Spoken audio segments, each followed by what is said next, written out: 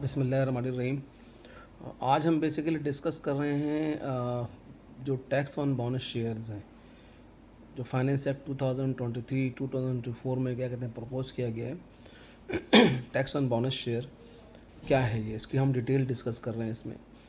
Prior to the amendment, इससे पहले भी जो है फाइनेंस एक्ट 2014 के थ्रू जो है एक अमेंडमेंट हो चुकी है इनकम टैक्स के डेफिनेशन में, इनकम की डेफिनेशन के अंदर सेक्शन 2 सब सेक्शन 29 में। और उसमें जो उन्होंने जो है एक्सक्लूड किया था amount representing face value of the bonus share in case of share holder of A company. उसके बाद जो है विद होल्डिंग प्रोविजन इंट्रोड्यूस कराया फाइनेंस एक्ट 2014 के थ्रू, जिसमें जो है फाइनल टैक्स इंट्रोड्यूस किया गया separately as a bonus share issued by the unlisted and listed companies. और उसके बाद इसको जो है इनकम के डेफिनेशन से एक्सक्लूड कर दिया गया था। इसके ऊपर क्या कहते हैं कई जजमेंट भी हैं हाई कोर्ट्स की, इंडिया में भी और पाकिस्तान में भी, जहाँ पे क्या कहते हैं क्लियरली क्या कहते हैं कहा गया है कि bonus share were not in the nature of income. Bonus share जो है वो इनकम के नेचर नहीं है।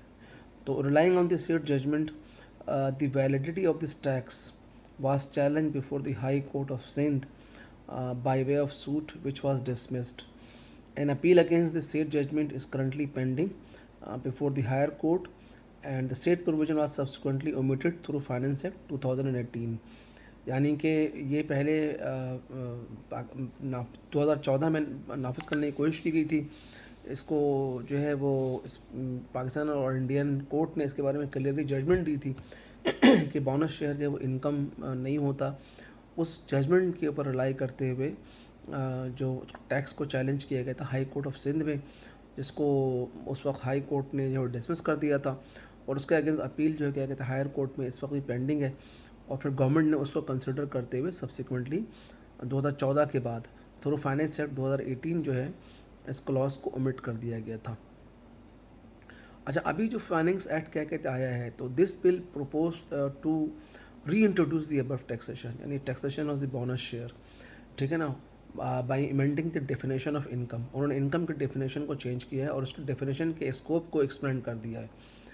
यानी कि जो income from other source and introducing withholding tax provision section 236Z और which will take effect from 1 July 2023। तो उन्होंने एक तो इनकम के डेफिनेशन को चेंज किया है, इनकम के डेफिनेशन को एक्सपेंड कर दिया है। और इनकम फ्रॉम अदर सोर्स के अंदर क्या कहते हैं इन्होंने एक विद होल्डिंग के प्रोविजन क्या कहते हैं सेक्शन 236Z के नाम से क्या कहते हैं इंट्रोड्यूस किया है, जो कि क्या कहते हैं 1 जुलाई 2023 से क्या कहते हैं एप्लीकेबल होगा। अब उसके फीचर्स क्या हैं, उसके जो टैक्सेशन मेजर्स क्या कहते हैं लिया गया है, उसके सेलेंट फीचर्स क्या हैं, वो क्या कहते हैं हम डिस्कस कर लेते हैं। उसमें सबसे पहली बात तो कि every company will be required to collect 10% from each share holder at the time of issuance of bonus share. The rate of tax for inactive taxpayer will be 20%। यानी उस जो प्रोविजन इंट्रोड्यूस किया गया है उसकी सबसे पहली जो क्लॉज है वो ये है कि जो एवरी कंपनी है वो क्या कहते हैं अब कलेक्ट करेगी 10% फ्रॉम ईच शेयर होल्डर, जिसको भी क्या कहते हैं बोनस शेयर इशू करेगी eight the time of issuance of bonus share.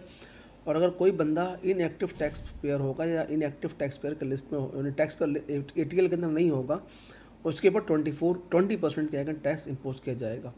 Second जो क्या कहते हैं इसकी फीचर वो ये कि the value of such propose shall be taken as equivalent of day end price of the first day of book disclosure in the case of listed company. In case of unlisted company the value shall be taken as prescribe. यानी the value of the such purpose जो लिया जाएगा वो जो propose value है होगी वो ये होगी कि जो डे एंड के ऊपर जो क्या कहते हैं प्राइस उस शेयर के जब शेयर क्या इशू किया जाएगा, तो जिसके ऊपर जब बुक क्लोजर होगा तो बुक क्लोजर के ऊपर जिस वैल्यू के ऊपर शेयर क्या कहते हैं ट्रेड हो रही होगी वो वैल्यू क्या कहते हैं ट्रेड की जाएगी शेयर की वैल्यू, और टैक्स क्या कहते हैं उस वैल्यू पे कैलकुलेट होगा। अगर in case of unlisted company, अगर अनलिस्टेड कंपनी है तो value shall be taken as prescribe, उसके लिए जो है वो प्रेस्क्राइब किया जाएगा कि जी किस तरह से क्या कहते करना है। और इट इज़ एक्सपेक्टेड दैट कि necessary rule will be issued by the federal board of revenue in this respect. चूँकि जाहिर है कि लिस्टेड के लिए जब बुक क्लोजर होगी तो मार्केट वैल्यू पता होती है, अनलिस्टेड के लिए नहीं होगी। और ये जो फाइनेंस एक्ट है कहता है कि इसके लिए जो है वो FBR प्रेस्क्राइब करेगा, तो इम्कान यही है कि FBR जो है जल्दी ही रूल प्रेस्क्राइब करेगा। उसके बाद तीसरी चीज़ जो उसकी है ये कि such tax will be treated as final tax, ये फाइनल टैक्स होगा, यानी इसके ऊपर क्या कहते हैं आपको कोई एडजस्टमेंट क्या कहते हैं नहीं मिलनी है, this is final tax. In case of non payment of tax by the share holder, अगर कोई शेयर होल्डर टैक्स पे नहीं करता है, the company is required to dispose of the share to the extent of tax liability. तो in case of non payment of tax by the share holders, अगर कोई share holder, तो अब जाहिर है कि इसमें तो अब यहाँ पे एक चीज़ क्लियर होनी है कि जब कंपनी कलेक्ट करेगी टैक्स, तो अब जाहिर है कि इसमें एक लकूना है कि कंपनी जब बोनस शेयर क्या कहते हैं इशू करेगी, अब शेयर तो क्या कहते हैं मलकियत है शेयर होल्डर की ना, तो अब शेयर होल्डर जो कंपनी शेयर इशू कर रही है तो कंपनी 10% टैक्स डिडक्ट करेगी, जबकि और जो शेयर है वो शेयर होल्डर की मलकियत होगा जिसको बोनस शेयर इशू किया जाएगा। तो अब इसका मैकेनिज्म क्या होगा कि क्या कंपनी क्या कहते हैं पहले टैक्स पे कर दे और उसके बाद क्या कहते हैं शेयर होल्डर को से कलेक्ट करेगी वो अमाउंट, या ये कि कंपनी जो है जब बोनस शेयर इशू करेगी तो जो इसका जो चौथा प्रोविज़न उससे ये महसूस होता है कि कंपनी जब बोनस शेयर इशू करेगी तो उस पर टैक्स कैलकुलेट करके सबसे पहले क्या कहते हैं शेयर होल्डर से कहेगी कि जी ये टैक्स क्या क्या जमा कराएं और टैक्स के एविडेंस क्या कहते हैं प्रोवाइड करें। और अगर क्या कहते हैं non payment tax by the share holder, अगर टैक्स जो है वो शेयर होल्डर पेमेंट नहीं करता तो फिर company is required to dispose of the shares to the extent of the tax liability. तो कंपनी जो बोनस शेयर में से उतने शेयर क्या है डिस्पोज कर देगी। अब क्या कहते हैं ये कहना आसान है, लेकिन पब्लिक लिस्टेड कंपनीज़ में जहाँ के क्या कहते हैं लाखों हज़ारों शेयर होल्डर्स क्या कहते हैं होते हैं और वहाँ पे बोनस शेयर भी क्या कहते हैं बहुत ही अगर किसी के पास 100 शेयर हैं या 20 शेयर हैं या 500 शेयर हैं, अब बोनस शेयर का क्या क्वांटम बनेगा, उसमें टैक्स लायबिलिटी क्या होगी, और फिर उसको किस हो सकता है कि फ्रैक्शनल शेयर्स बन जाएं, तो शेयर्स क्या कहते हैं कैसे कंपनी डिस्पोज ऑफ करेगी, ये सब चीज़ें क्या कहते हैं अभी जो हैं ये हैं क्लैरिफाई क्या कहते हैं होने बाकी हैं। बहरहाल इस इक़दाम को जो एफबीआर ने क्या कहते हैं लिया है टैक्सेशन ऑफ बोनस शेयर, इसको क्या कहते हैं कभी भी अप्रिशिएट नहीं किया जा सकता, इसलिए कि ज़ाहिर है कि इससे इकोनॉमिक एक्टिविटी कम होगी। कंपनी तो बोनस शेयर इशू करते ही उस सिचुएशन के अंदर है जब कंपनी को फाइनेंसिंग की ज़रूरत होती है। इस वक्त अगर कंपनी मार्केट से फंड्स बोरो करने के लिए जाए तो कंपनी को क्या कहते हैं बहुत हायर कॉस्ट के ऊपर क्या कहते हैं बोरिंग कॉस्ट बहुत हाई है। ऐसी सिचुएशन में अगर कोई कंपनी प्रॉफिट जनरेट करेगी तो कंपनी फिर अगर एक्सपेंशन करना हो या कोई मॉडर्नाइजेशन की एक्टिविटी करना हो तो कंपनी क्या कहते करती है कि जी पैसे को रिटेन कर लिया, बोनस शेयर इशू कर लिया।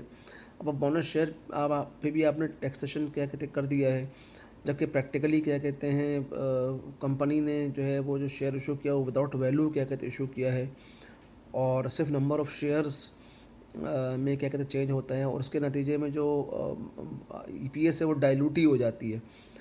तो शेयर होल्डर के एंड के ऊपर तो बोनस शेयर इशू होने के बाद प्राइस जो है नीचे ही आएगी, प्राइस डाइल्यूट हो जाएगी, तो उसको भी टैक्सेशन के मेजर के अंदर ले आना। तो बहरहाल ये इसके ऊपर जो है हम देखते हैं कि जो आने वाले दौर के अंदर जो है बिज़नेस एंड इंडस्ट्री का इसके ऊपर क्या कहते हैं क्या पॉइंट ऑफ व्यू क्या कहते होता है। बहरहाल अगर आप इस मामले में कमेंट्स करना चाहें तो कमेंट बॉक्स में कमेंट कर सकते हैं। Thank you very much.